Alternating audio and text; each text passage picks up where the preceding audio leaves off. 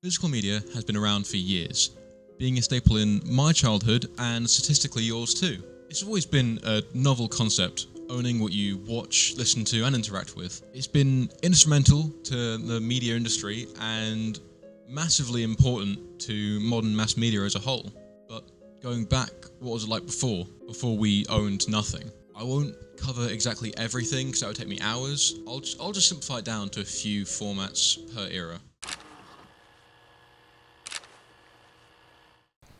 One of the earliest forms of physical media was the phonograph record, a vinyl disc with inscribed grooves that can be played at a specified speed using a needle.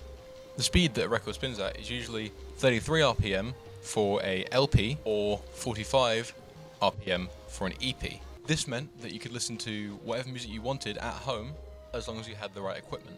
In this case, if I wanted to listen to Worlds Apart by Subhumans, I would put the speed at 33 1/3 RPM and place a needle in the outermost groove. If I wanted to listen to Scent of the Kill by Dirt, I would do a similar thing but set the speed to 45 RPM since it's an EP.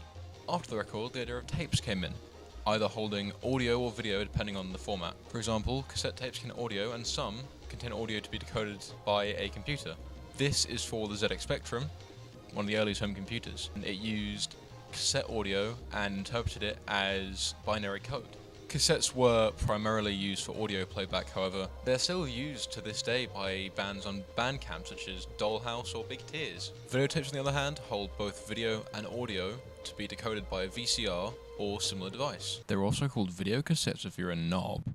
The videotape came in many forms, but the one I have access to are JVC's VHS and Sony's Hi8, being introduced in 1976 and 1989 respectively. To play these, I could use this VCR for the VHS or this camera for the Hi8. Cartridges were also around, like this one for the Sega Mega Drive or Sega Genesis depending on where you're from. Cartridges, however, primarily contained interactive media, rarely containing only video or audio. The only real difference between these formats, despite the obvious difference in size, is the output quality. For comparison, this video is 1920 by 1080 with 48 kHz audio. Hi8 outputs audio at 32 kHz at 720 by 576, while VHS outputs audio at 20 kHz and video at 576 by 333. There wasn't necessarily a format war between these due to their different use cases, Hi8 being used primarily for home video on camcorders, as opposed to VHS, which was primarily used for commercial media like films or TV series. While records and tapes are all good for holding this media, maybe you want another, more compact way to listen to Queen's greatest hits. I don't even like Queen.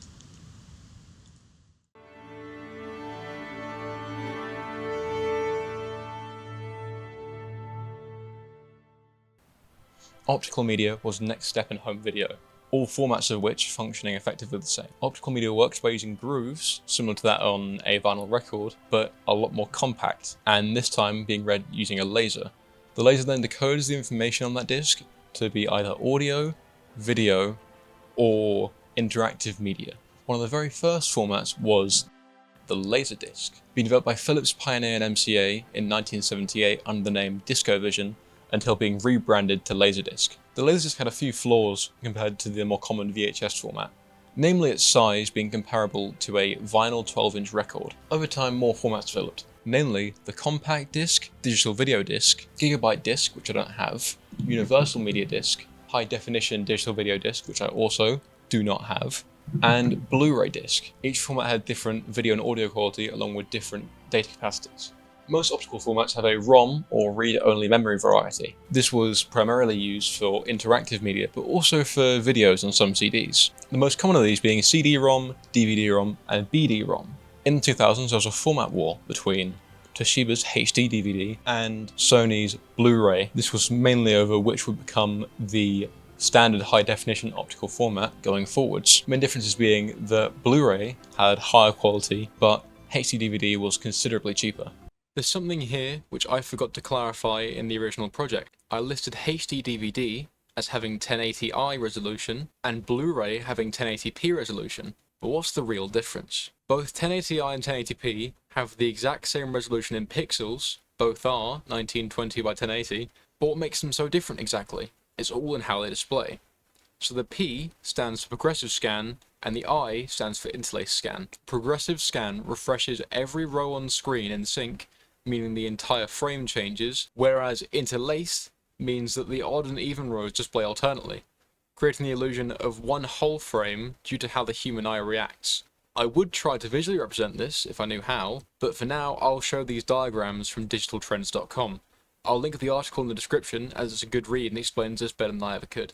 Blu-ray had the backing of Hitachi, LG, Panasonic, Pioneer, Philips, Samsung, Sharp, Sony, Thomson, Dell, HP, Mitsubishi and TDK. HD DVD on the other hand had the backing of Toshiba, NEC, Sanyo, Memorytech, Microsoft, RCA, Intel, and Venture Electronics. The final nails in the coffin for HD DVD were a lack of support from major media companies and Sony's new PlayStation 3 launching with a built-in BD-ROM drive, effectively making a HD DVD obsolete by 2008.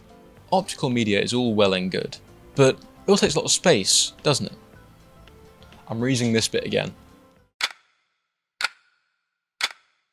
Nowadays, if you want to own a piece of media without dedicating physical space to it, you have to buy it digitally.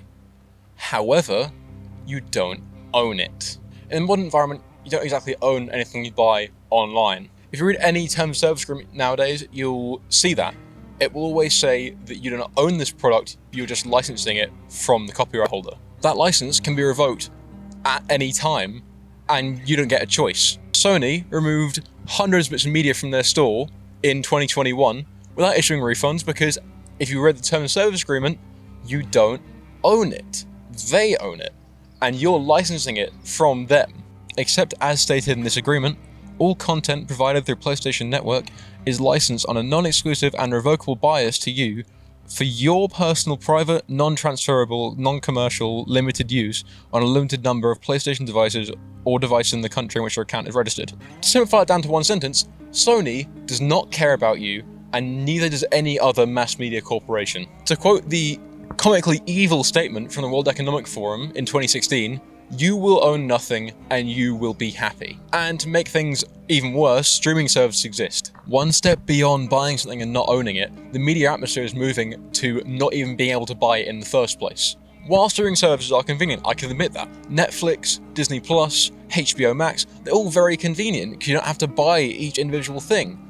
But the downside is, they can take anything away from you at any time. There's so many options available now. Like, what is Roku or Tubi or whatever that other one is? There are so many exclusive streaming services now because corporations want you to pay them directly to watch their media, rather than buying it second-hand or anything like that. It's getting worse by the month. Even while I was writing this project, Sony rolled out new DRM policies, which means every 30 days you need to connect to the internet to renew your license, which means that even further, you don't own what you buy, which is horrendous. This does only apply to products bought after April 2026, but still, it's ridiculous. To cut long story short, corporations suck, don't make me tap the sign. As our consumer rights decrease, there seems to be no good ending in sight. Corporations and governments dictating what media you consume. If only there was a book about this.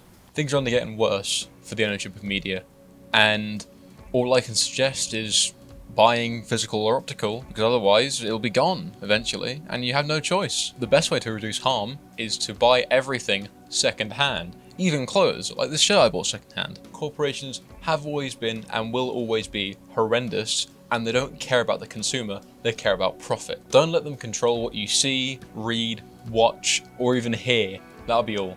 Goodbye. Hi, thanks for watching this absolute mess of a video. I made the original college project a few weeks ago and I thought I might as well expand on it for a final cut, or director's cut, depending on who you ask, because I was originally limited to having about 8 minutes for the whole thing. I know that this final product isn't amazing, it's not exactly high production value like some of the others I've found on the platform, but thanks for giving up your time, I guess.